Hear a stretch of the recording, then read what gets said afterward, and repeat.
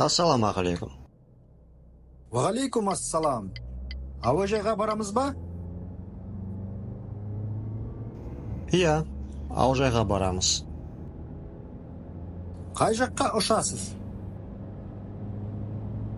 Астанаға, жұмыс бойынша.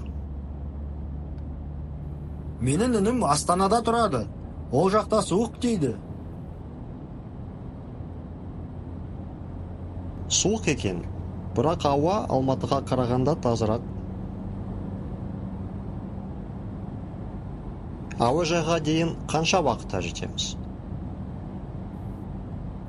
Уайымдамаңыз, тез жетеміз. Бүгін жексенбі, кептеліс жоқ.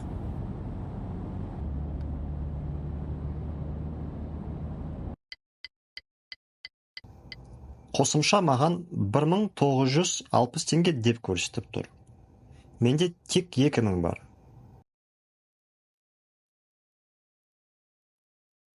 Ойбай, менде майда жоқ екен.